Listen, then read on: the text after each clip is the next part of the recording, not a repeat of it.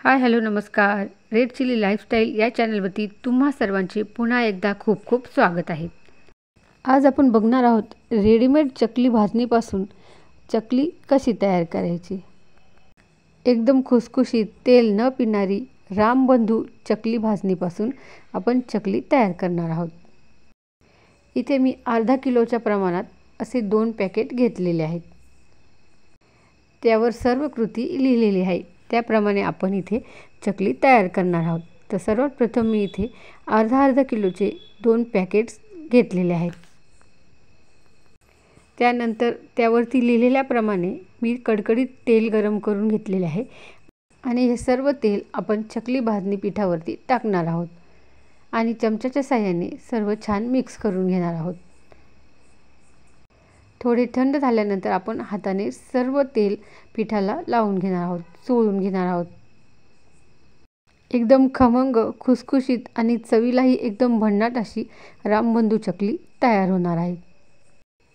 सर्व पिठाला तेल चोळून घेतल्यानंतर चकलीचे पीठ मळून झाल्यानंतर आता आपण लगेचच चकल्या तयार करायला घेऊया.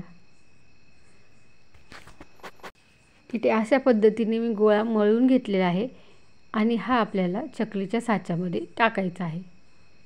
चकलीच्या साच्यालाही मी आजूबाजूनी सर्व तेल लावून घेतलेले आहे, जेणेकरून पीठ आतमध्ये चिटकणार नाही. अशा पद्धतीने आपण भरून घेतलेलं आहे आणि चकल्या पाडून घेणार आहोत.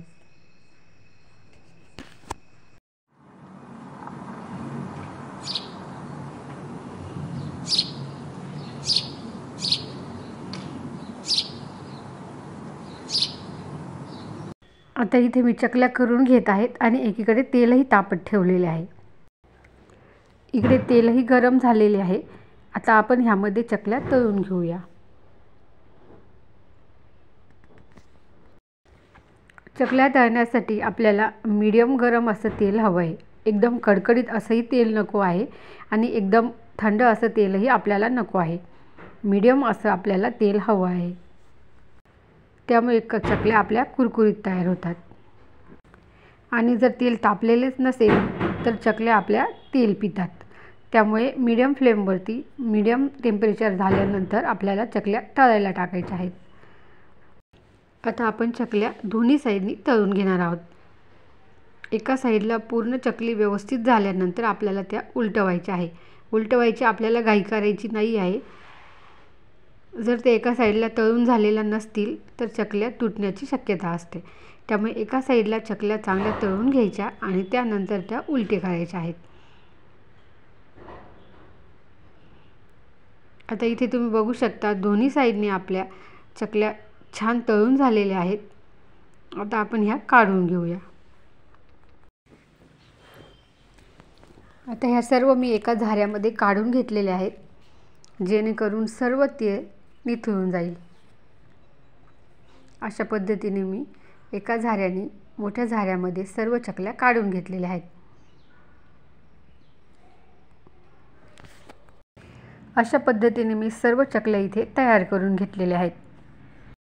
आणि आता ह्यानंतर आपण एका चाळणीमध्ये ह्या सर्व चकल्या निथळत ठेवणार आहोत, जेणेकरून एक्सेस तेल निघून जाईल. अशा पद्धतीने हा व्हिडिओ तुम्हाला कसा वाटला कमेंटद्वारे नक्की कळवा. व्हिडिओ आवडल्यास लाईक करा, शेअर करा, कमेंट करा आणि चॅनलवरती नवीन असाल आणि चॅनलला अजूनही सबस्क्राईब केलं नसेल तर चॅनलला सबस्क्राईब जरूर करा. सोबतच दिलेले बेल आयकॉनही प्रेस करा, जेणेकरून अशाच नवनवीन पारंपरिक रेसिपीजचे नोटिफिकेशन तुम्हाला लगेचच पोहोचेल.